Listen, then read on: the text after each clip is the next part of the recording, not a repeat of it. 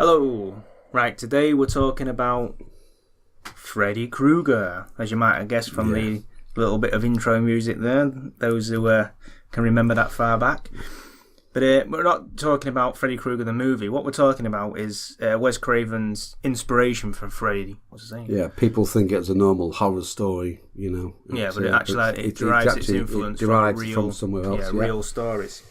So we'll look into the story what probably gave Wes Craven the idea, which happened in America, and touch a bit on what science believes going on, and then we'll just delve into the folklore of it all and your sleep paralysis and all the rest of it, and we'll see what comes out. Right, so before we get into that, I'm just going to do a bit of housekeeping. If you get a chance, check out Jim Harold's Campfire, particularly episode 298, which I was on, and another podcast that I've been listening to recently is the Hillbilly Horror Stories. Go and check those guys out, they're great people. Reviews then, so I won't read the actual reviews even though they're pretty good. In fact, they're glowing, I'd say. But Hellbender712, Slybot XXX, Jim Fair 138, and Mateo. Yeah, thank you very much for your reviews there. Really, really helps us. So if anyone else out there can spare the time just to leave us a review. If you don't want us to read this, because you could have a pseudonym which is fucking Titty Tassels fucking 700. If you don't want us to read that name out, if you email us when you've sent a review, then obviously I'll read your real name out if that's what you want. Not only that, but because we look at iTunes in this country, the UK, we only see the reviews for the UK. So I actually have to switch over to the American ones to see the American reviews, which I don't know why. So if anyone's left any reviews anywhere else in the world, then I won't actually know about them unless I go through each country individually. So if you have left a review, or you are going to leave a review, and you are in a different country than England, then if you email me, then I can read you out in the show. So without further ado, we'll get back to the story. So the case which probably prompted it all is probably the I think it was late 1970s America, and it was actually reported in the New York Times at the time. I think it was May 9th 1981, but this is in the Orange County in California. You gonna know what the same one? I think so, yeah. Was that, or shall I? Yeah. Do it? Yeah, this was in the late 70s. It's around the 70s, late 70s to the mid 80s. Apparently, obviously, so it's the New York Times. More than 110 men, not women, men died in their sleep. Apparently, these were healthy people, families. There's no illness with these people. There's quite healthy people. The investigators were baffled.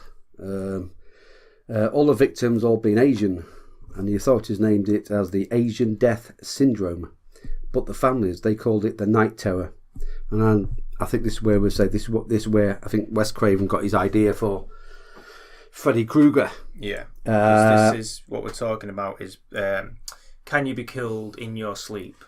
Well, obviously you can. Can something kill you in a nightmare? That's essentially what this Oriental Nightmare Death Syndrome, it's called that.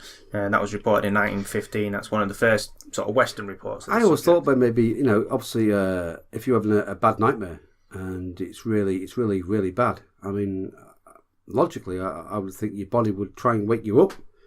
But obviously these people can't be woken up, and it's a, Well, that'd be the. That's what you'd expect, isn't it?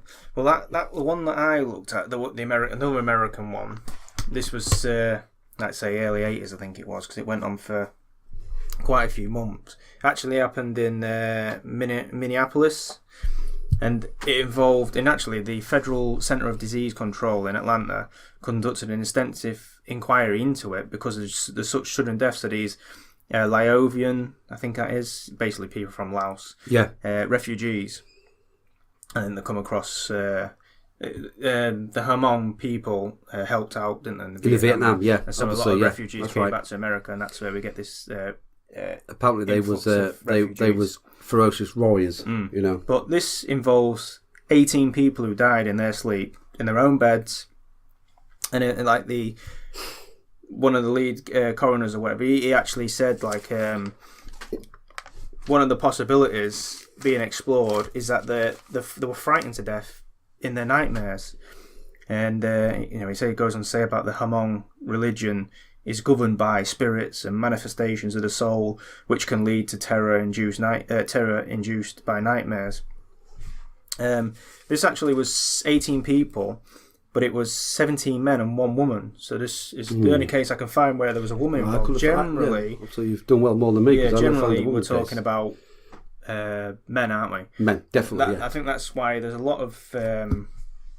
We'll get into the folklore a bit later on as to why that is. But it's like I say, natural causes were ruled out in this. So obviously they've ruled out accidents, they've ruled out foul play, suicide. So the likely conclusion was then that it was cardiac arrhythmia or irregular heartbeat, which was killing these people in their sleep, which happens, in general it happens in the population, but for it to happen in these people in such a short space of time, and I think this was like 18 months where these people died or something like that, so that's even 1 a month. But there was what was it in Thailand? I think there was Thailand and the Philippines was absolutely rife with this. Well, this is where it comes. A lot of it comes back to this Southeast Asia sort of area, doesn't it? Yeah. But in Thailand, there was 230 people died in an 8-year span between 1982 and 1990. So 230 Thai men died, and in that short space of time. And again, reports in Japan, similar Japan sort of as thing. well. Yeah. But should we, before we go into the folklore of all this, should we touch on what science thinks is going on? Because because I suppose a lot of people are already thinking that this is probably some sort of sleep paralysis sort of situation. But there was 2 Spanish brothers who were both cardiologists, and they basically said that this is a genetic disease. And I think the guy that was called Josep and Ramon Berganda. I guess that's how you say it, Spanish, who knows. But these 2 basically said it was genetic disease, and it was characterized by abnormal electrocardiogram, or ECG, increasing the risk of sudden cardiac death. So, genetically speaking, it affects these people in the Philippines, and to that end, it affects... Yeah, but why is it more men than no women? Well, this is the thing, if it's genetic... It was genetically both ways. Yes, but obviously it's in just the Philippines itself, out of every 100,000 people, 43 die each year. That's right, okay. Of this, so that gives you sort of... and that's, still a lot of people, isn't it, 43, but in every 100,000, so... That's a lot. And then we move on to sleep apnea. Now this is where you just stop breathing. You sleep, So and this is where your brain wakes you up. And this happens more commonly in overweight people. Yeah. So, and I say that to say this, but it's happened to me. So, yeah. So it's happened to me as well. Draw your own conclusions. It's happened to me as well, but a couple of times, and it's frightening. I woke up because you basically just like this, aren't you? This is your normal nightly sleep, so you're like, and then all of a sudden you just go, bang, and you stop breathing. And your brain's going, wake up. It's good. Yeah. And then eventually you just go, and you actually wake yourself up from it. Or you have your missus waking you up going, wake up, where's the life insurance certificate? And your mouth feels like, someone's put a sock in it, don't they? So it's very dry and all that, But, that obviously does kill people. So that's one of the things. And, and that moves on to sleep paralysis itself, which I think everybody knows about this now. It's this... Again, that it's the same thing. You can't move. It's basically when your mind's awake but your body's asleep. Yeah. So you can can't do nothing. You can't move your arms, your legs. I think some people say they can wiggle their toes or some shit. That's how they know they're not dreaming. But your eyes are are open. You're awake. But there's many accounts. I've read many accounts about sleep paralysis. Can come along with the weight on your chest and all the rest of it, which leads into the old hag syndrome. Which again, we're moving back into the folklore side of things. But I had one from this. I did a bit of research, and this a lady called Shelley Adler. She was a professor at the University of California. She conducted dozens of interviews among and other people, and she found people who survived told the same related tales of dream visitations from dark creatures. She said one guy who survived, he said he saw a large hairy monster which he said looked like an American stuffed animal, which I don't know what it is. But this creature accosted him in his dream. And he says, as the oversized creature set on him with claws and teeth, the dreamer was paralysed. But he was still able to hear voices in his home. So that's, to me, sleep paralysis. Yeah, that's what they chalk it up to. Yeah. So, I mean, it's... Well, I was surprised to find just how many cases of these lead back to or involve a shadow person. Yeah, we've talked about something. We've talked about this. We've covered them before. But, I suppose we should just... As this largely affects... the Hmong people, I suppose we should just sort of give some background. It's more than Hmong. It's, I was checking this out, and it's like Asia, but Asia, mostly in America, Japanese places, as well. It's affecting the Hmong. So and Filipinos. Do you want to outline who the Hmong people were? Just so people. I've got my notes. Because what I've got is basically there was pre-literate nomadic people. Yeah, they originated in southern China until the mid 19th century, where there was basically. They had to flee genocide from the Manchu dynasty died. Yeah. Basically labelled them all as barbarians at that point. So they was fierce fighters. But it was only farmers. But they was really fierce. Because it was nomadic and uneducated and all this, they didn't like them. So they've basically fled and they moved into Vietnam and Laos and so on and so on. So that's where we find the Hmong people, if you like. So moving into the folklore then. Which, like I say, with this shadow person aspect of it, is the old hag thing. Again, the old hag. A lot of people are going to know about the old hag, and it goes hand in hand with sleep paralysis itself. You see, the Hmong traditional beliefs, they worshipped or they believed around was nature spirits and ancestor worship. Apparently, among the Hmong, is the most feared is a nightmare monster known as the Dabtog. When the Hmong fail to perform a certain ritual, their ancestors stop protecting them. So this Dabtog is leaving them, vulnerable to them. Apparently this Dabtog, this is the crushing attack the Dabtog uses to press the life out of its victims. So they have to perform a ritual. Man, I think I heard once, and I think I looked it up, and some of these Hmong people, maybe others, some actually dress up as a woman. Before they go sleep at night. Yeah, because it's mainly. I said it's like a ritual performance. Well, this is one of the aspects of this is that it's perceived to be, because it mainly affects men. Yeah. It's perceived to be a jealous woman ghost. Well, it's different, but that's the main perception of it. And so by dressing up as a woman, or in Taiwan they wear lipstick before they go to bed. So the spirit might come in the room, see them, and just assume it's a lady. To be honest with you, well, somebody won't know sometimes, won't you? Some of these Filipinos, you won't know the difference. But yeah, the spirit. But it's all ritual. The spirit knows. Yeah. So they wear lipstick and dress like women, so that hopefully the spirit passes them over. But the old hag, I suppose, is sort of it's a more European belief, isn't it? Yeah. And I think it originates in Scandinavia and places like that, although Britain has it as well. Yeah. And just on that end, then the Scandinavians, I'll go through a few of these. I'll go through these folklores one by one if you want to add in as we go. So Scandinavia, then, sleep paralysis is basically the cause of this, and it's believed to be what we call a mare, which is a supernatural creature. And again, mare is where we get the word nightmare. That's it. That's right. Okay, so so it's based. In Scandinavia, they believe it's a damned woman who has been cursed, and she may not know this, but she will leave her body, the spirit will leave her body at night, and then go prowling for victims in the village. And it'll interact with these people by sitting on the ribcage, rendering them unable to move and unable to breathe.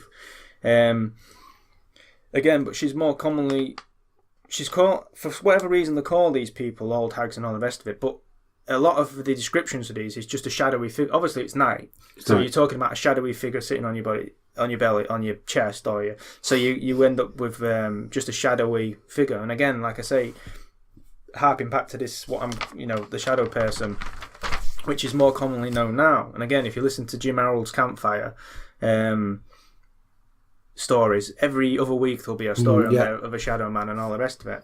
And later on I'll get onto some more Shadow Man, because that's comes up again. But in Britain, the same thing. We have the old hag, and this travelled with us into the Americas, isn't it? So we get places in Newfoundland, South Carolina, and Georgia where they're called the Nightmare Experience. They actually call it being hag-ridden. Yeah. Hag-ridden, I know. So I mean, I've been hag-ridden, but that generally involves a few pints out in Cleethorpes, at the end of the night. Yeah, I've had a few hags myself. So I think that's a different kind of hag-ridden. We'll leave that alone, mate. So. Yeah. But hag-ridden, So. I mean, I've got pictures here. I've got some stuff here. I mean, like, I've got one called the Babitat, and she looks like a grotesque woman that's just come out from a nuclear fallout here. But the native Filipino language Tagalog has a word for supernatural sleep, death. It's called the Bangagut, which literally translates as to rise and moan during sleep. Or nightmare. Yeah, but this Babitat is a spirit which it looks like an ugly obese woman infest houses when their trees are used to construct as construction materials. This hag, and again, we've gone through it before, sits on the victim's chest and pushes their life force out. And I've got the Baku, one in Japanese. It's a different name, but it does exactly the same thing. I've got as you said, you just mentioned them mainly. I've got the German one here called the Alp. Same again. These creatures just suck the life force out you, basically. Well, they are meant to be relatives of the incubi and the incubus. Succubi, and you've got the Jinn, which is I think the most recognised Jinn as well. We'll touch on the Jinn in a minute, because I've got a bit more on that, but. Just to so the old hag in Britain, as it were, it would be a negative figure, and the victim obviously wakes in terror, and it's perceived that there's a heavy, invisible weight sitting on their chest, leading to difficulty in breathing and then the inability to move. So so this is what we're talking about. But that's what I'm saying. If this was, because they say that sleep paralysis is some sort of psychological thing, so I guess this could be right across the human population, which it seems to be, but. This terror aspect of it and all the rest of it, causing terror. And we know from, well, it depends what you believe, but it's I don't want to say a belief, but it is a belief that some spirits use people's negative energy to feed on. Well, it's true. That's true. So this is just at the Vatican, they'll tell you that. Yeah, well, so this is what we seem to be seeing in a lot of these cases. Absolutely. Like, these are peoples that are not spoke to each other. They're completely opposite sides of the world, but they're seeing exactly the same thing. A shadowy presence sitting on the chest, unable to breathe, blah, blah, blah. And I think you've had some also, I've had some stories as well, there's a lot of supposedly poltergeists doing this as well, holding me down. This moves on to the same thing. Same thing, isn't it? Well, in Fiji, they call it the Kana Tarova, I think that's how you say it, but basically means eaten by a demon. Okay, so this can either be good or it can be bad. Okay, so sometimes it'll be the believe it'll be the spirit of a recently dead relative. Yeah. Okay, that's come to pass on a message, like for the living, it's come for whatever reason, or it can go the other way, where sometimes it'll be a spirit that's come back for revenge purposes. Unfinished business and so on. Yeah. But on when the way someone has this experience in Fiji, relatives will often gather around the bed because if there's been a recent death, then they perceive it to be the relative, that spirit. Okay. So if you come to me tomorrow and said, I had a really weird dream that someone. What we do, we say, right, when you go to bed tonight, we'll all come to your house, and what they do, they chant Kania Kania, which basically means eat. It's encouraging the spirit to feed on your energy, right? So that they can have a prolonged exposure to this dead relative. So again, basically, we're talking ritual again, so they can communicate longer with this. So that's what mediums are for, I suppose. Yeah, but then we move into Turkey, and I know you touched on the Jinn. Yeah, it's essentially what we've got in the Jinn, but they call it the Karabasan, I think it is. Yeah, that's right. That's correct. And again, this is a sleep paralysis type, thing, holding down, etc. But the way to get rid of this is to pray to Allah, and there's actually 2 verses of the Quran which you meant to mention. I think one of them's called the Dawn, which translates back into English, but it's basically about someone's done conjured up something bad or whatever. Yeah, magician. that kind of thing. So you're meant to tell this and it'll go away. But in some of these cases, the jinn will have a wide hat on. And again, I'll go back to the shadow people. A lot of people see shadow people. And this is people in America that don't have any, belief in this. This is basically Islamic belief, but they don't really know much about this in places in America where these people are seeing shadow people, but they're saying they're wearing a hat. Okay, so this jinn sometimes will wear a hat, and it's said if you have the courage while it's strangling you and it's on your chest and all this, if you have the courage, if you actually take its hat off, the jinn will cease doing what it's doing and actually become your slave. She's like a genie then. Yeah, well, that's where we get genie from, jinn. Yeah. But if you could take its hat off, I mean. So what's its hat represent? Well, I don't know, that's but kind it's of, interesting that we get this in, like I say, Islamic belief here, and then we get this in Islamic countries, and we get actually reports of this going on in America today from people who don't know nothing about this. They are actually going on the air and saying, look, I saw a shadow man, you're not going to believe it, was wearing a hat. I think we touched on this in a couple of episodes ago when we actually did Shadow Man, brought this up. But don't you find that interesting now there's that, how can you not find that interesting? I mean, that's really weird to me, coming across that. Well, we know these shadow men are not just shadows. I mean, they can interact. Well, they're definitely they're definitely feeding off people's energy, I would say, and easing it. But shadows come back again in Mongolian culture and Tibetan culture. In Mongolia, they call it the Kara Darahu, which basically means, and this is interesting, the meaning of that, translated into English, basically means pressed by the black. So again, it's telling you. Shadow. And if you see a shadow man, it's blacker than anything you've ever seen. I think we were talking earlier about the shadow people. I believe 60-40, you say, low astral realms. But the other 40% is quite interesting because, it's just, for them to have some kind of, to attack you, and they're in a different vibration. Obviously, they're in a lower vibration. But obviously, it's some kind of black magic. I've heard all these stories all over the world about black magicians sending spells to each other. So it's interesting because, like I say, the Kara Dahu in Mongolia, it's believed to be conjured up. It can be a spirit itself, but it can also be conjured up by a black shaman or a white shaman, which. The black one, if you're either conjuring up for good purposes or negative purposes. Yeah. So as white above, so below. White or black. Yeah. And again, with the Tibetan culture, the dip meaning shadow. So we're talking about again shadow. So is this some sort of demon? Are we talking about some sort of black magic ability conjuring up here? Yeah. So I've got one story I was told many years ago, and it's quite a sharp story. There's this guy from India, a black magician in India, and he was going to kill this other person in his opposite village. And anyway, this guy got to hear about it, that his black magician was going to kill him in the night. So this guy went to one of the religious, I don't know what you call them, people in the village, the high priest or whatever, and told him that this guy was going to go send him his black magic, this energy to him. So this high priestess told him what to do. He said, go home at one night and you do this, you sit in this way, you do this, and you say this few hours, and you'll be protected. So this guy goes home, he sits in his hut or whatever, and he just does what the high priestess told him. He did this, and the next morning, the black magician was found dead. The take on it is that this black magician sent out his energy. Black magic is just intent, this intent of black magic, whatever, and he sends it out, okay? Yep. Because he couldn't, this black magic couldn't get through to this guy because he had his heavy protection, had nowhere else to go. So where's black magic? It goes back to sender, and it killed the magician. A rebound. Yeah. And this happens all the time. It happens all the time.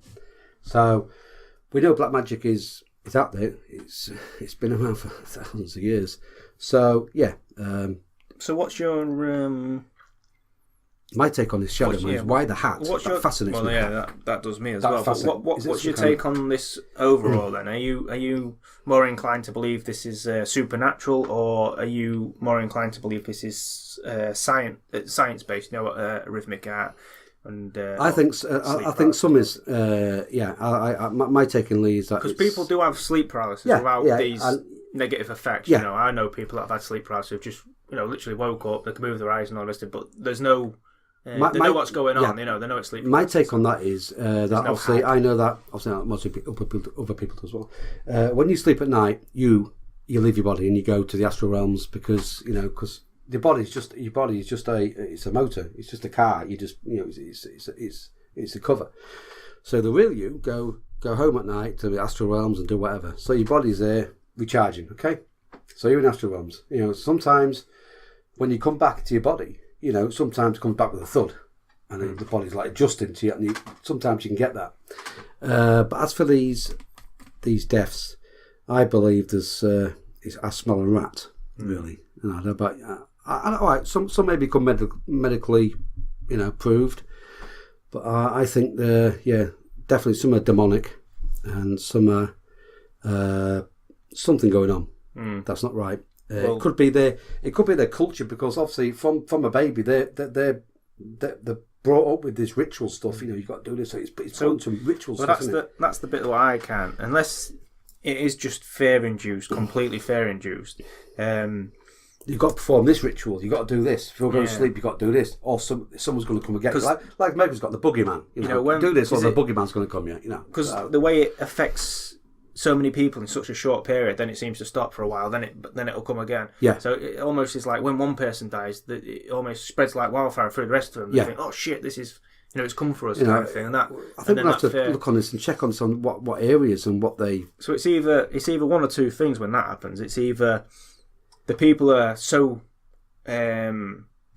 worked up by what's someone's died. Because this generally affects people be ages between 30 and 40. So a relatively young person's died in the night, so the rest of the community thinks this is the spirit coming for them. So they get so worked up that they all induce I don't this believe terror. I mean, obviously you've got different views. I'm just saying that it's either that or there is a spirit that's actually coming from them. But I don't think it's a relative spirit. No. I think because if you're a relative, because how can you 7 times out of 10 you were quite pleasant and reasonable. So there's no way someone's going to your uncle's going to go back and say, I'm going to fucking kill you. No, it's obviously It's not. No. It's got to be something outside. Yeah, this is not the is not the happy spirit. No, but I can. This is something they're obviously thinking it's something negative. I think it's preying on these people. When one of them dies, what I'm saying is like, so you got you got this community. One of them dies, and then the rest of them think, shit, is it coming for me next? And then that's when they work themselves up to a fair, obviously. And then, but I mean, is it possible to actually have a nightmare that's that scary that you could actually die in it? What gets me with these is if your body is going through a bad nightmare and it's affecting your body really, really bad, your brain's automatically saying, wake this guy up. Wake this guy up. Because he'll wake up, he'll make you scream, but at least he'll wake and he can calm himself down. That's what leads me Why to believe... Why can't he wake up? Why can't this guy wake up? That's what leads me to believe there's something more going on here. Because I know your body is a fantastic piece of equipment, absolutely. and I can't. The ones where it's just sleep paralysis per se, I can, there obviously you can rule that into science. But when they're talking about seeing these shadow figures and all the rest of it, something else is going on there. I don't know what, but something is that, because as you said, every culture has got a different entity. Yeah. It's the same creature, does the same stuff. Well, this is the thing. The descriptions. One's got a hag, one's got a dog, because the descriptions are so similar. Yeah.